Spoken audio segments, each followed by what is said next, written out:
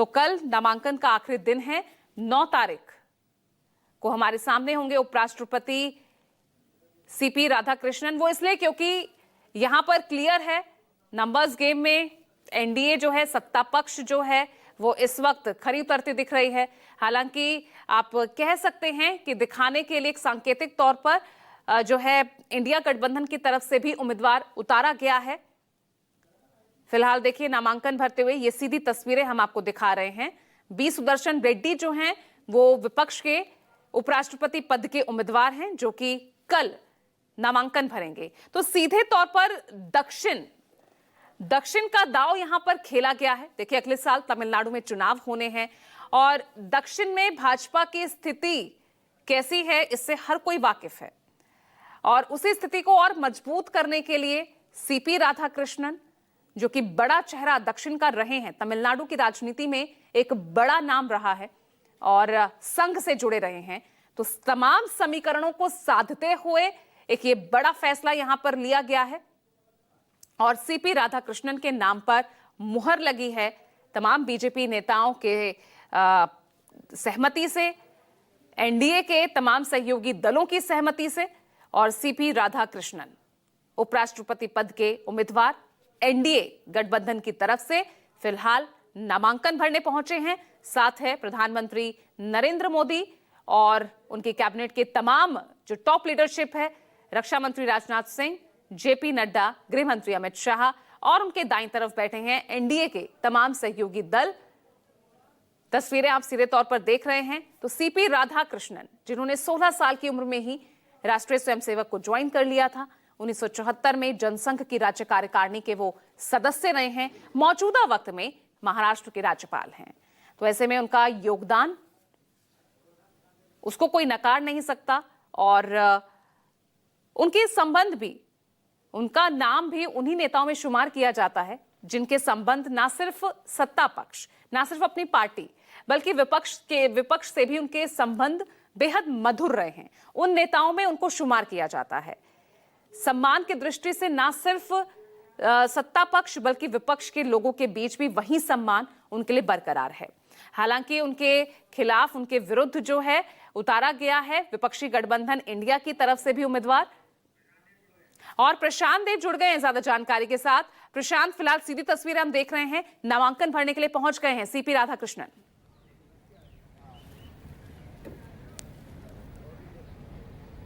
जी बिल्कुल, नामांकन थोड़ी देर में बस शुरू होने ही वाला है, जैसे कि तस्वीरों में आप बता रही हैं। और 9 सितंबर को इसका चुनाव होगा। जी क्या जी बिल्कुल, 9 सितंबर को इनका चुनाव होगा। और किस तरह से समीकरणों को साधा गया है, क्योंकि यहाँ देखा जाए तो क्लियर विन है यहाँ पर एनडीए गठबंधन के लिए। प्रशांत, देखिए, हाँ बिल्कुल ठीक बात है, क्योंकि जब से उपराष्ट्रपति जगदीप धनखड़ जी का इस्तीफा हुआ, उसके बाद से ही बहुत जोर से चर्चा चल रही थी कि कौन होगा, कैसा होगा, और वो चर्चा पे विराम लग गया। लेकिन जब दक्षिण भारत से लेकर के आए और सीपी राधाकृष्णन, और इनके बारे में ये कहा जाता है कि बहुत ही सुलझे हुए, मृदुभाषी और बहुत मिलनसार व्यक्तित्व है इनके, और विरोधी भी बहुत ज़्यादा विरोध नहीं कर पाएंगे जैसा इनका व्यक्तित्व है, जैसी कार्यशैली है। ये जानकारी इनके बारे में इस तरह से मिली है। संघ बैकग्राउंड से हैं, पॉलिटिकल आदमी हैं, और तो बीजेपी ने एक तरीके से पूरा जो दक्षिण भारत के समीकरण को इस पद के चुनाव से साधने की कोशिश की है।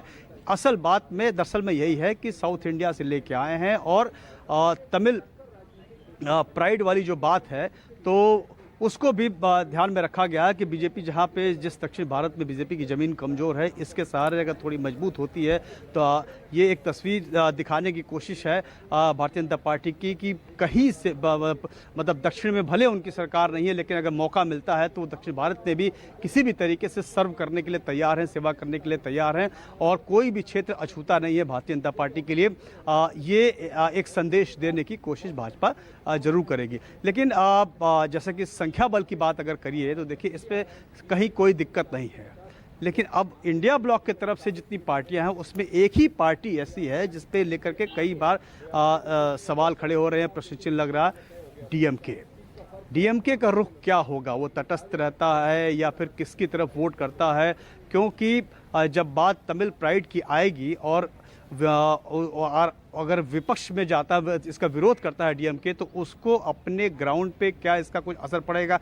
हालांकि एक राहत तो ज़रूर है कि इंडिया ब्लॉक की तरफ से भी प्रत्याशी दक्षिण भारत से ही है, ये थोड़ा है। लेकिन आने वाले समय में चुनाव तक ये क्या इंडिया ब्लॉक ने भी ये दिखाने की कोशिश की है कि वो पूरी तरीके से एक है इस मामले में, और कैंडिडेट भी इसीलिए लाया गया है, ऐसा लाया है ताकि कहीं मतभेद नज़र ना आए। पोस्चरिंग की बात है कि ये चुनाव में मतलब एक संकेत देने की कोशिश होती है, और नंबर के हिसाब से एनडीए को कोई दिक्कत नहीं है। लेकिन डीएमके के रुख को लेकर के जरूर चर्चाएं बहुत तेज से हो रही हैं कि डीएमके का रुख क्या होगा, क्या डीएमके एनडीए के पक्ष में वोट करेगा, कि जैसे कि राष्ट्रपति के चुनाव के समय द्रौपदी मुर्मू के समय किया था कि डीएमके विपक्ष में रहते हुए भी उसने साथ दिया था सरकार का, तो क्या इसमें भी वैसे करेगा? क्योंकि बात वही है, दक्षिण भारत का सेंटिमेंट, तो उस सेंटिमेंट अपनी लोकल पॉलिटिक्स को ध्यान में रखते हुए क्या कोई कदम डीएमके उठा सकता है, ये एक चर्चा का विषय है। आने वाले वक्त में इस बात का पता चलेगा। बहरहाल नामांकन होने के बाद जैसे कि चुनाव आयोग ने अपनी नोट में ये बता दिया था, जो पूरी तैयारी में, जो कि 9 सितंबर को चुनाव कराया जाएगा और उसी दिन इसके नतीजे भी घोषित हो जाएंगे। तो 9 सितंबर के बाद देश को नया उपराष्ट्रपति मिल जाएगा। ये भी बड़ा दिलचस्प होगा कि जिस तरीके से पहले उपराष्ट्रपति राज्यसभा के सभापति के रूप में सदन को चलाया, क्या उससे कुछ अलग मिलने वाला है? जिस तरीके से विरोध प्रदर्शन लगातार होते रहे हैं, क्या उस पर कुछ लगाम लगेगी? क्या ये नया सभापति राज्यसभा के उसको कंट्रोल करने में, नियंत्रण करने में, सबको मिला के चलने में कामयाब हो पाएंगे? ये तमाम चीज़ें हैं।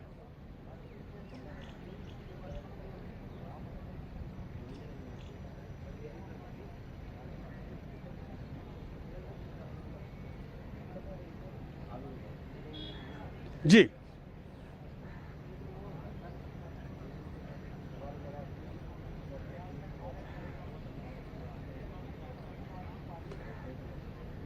जी आपकी जी, टीवी तो स्क्रीन ये पर है। लगातार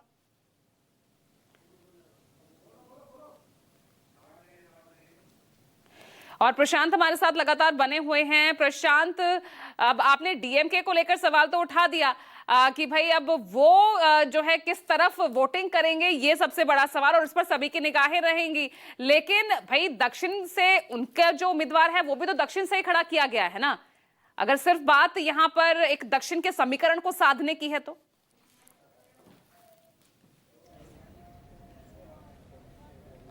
जी देखिए, मैंने वही कहा कि अभी तो राहत की बात है कि इस बात पे वो इंडिया ब्लॉक में बने रह सकते हैं, लेकिन जब बात तमिलनाडु की आएगी, तमिल प्राइड की आएगी, तो उस पर वो उनको अपनी लोकल पॉलिटिक्स के हिसाब से कदम लेना पड़ेगा, और कोई भी राजनीतिक दल उसी हिसाब से आगे अपना कदम बढ़ाता है। क्योंकि एक बात तो ये है कि हमें एकता दिखानी है। इंडिया ब्लॉक ने वो तय कर लिया, बैठकें हुई, उसमें तय कर लिया गया, कैंडिडेट भी, प्रत्याशी भी मिल गया दक्षिण भारत से। एक सुलझे हुए कानूनी पेशेवर व्यक्ति को लाया गया, सुप्रीम कोर्ट में जज रहे हैं, उनको लाया गया।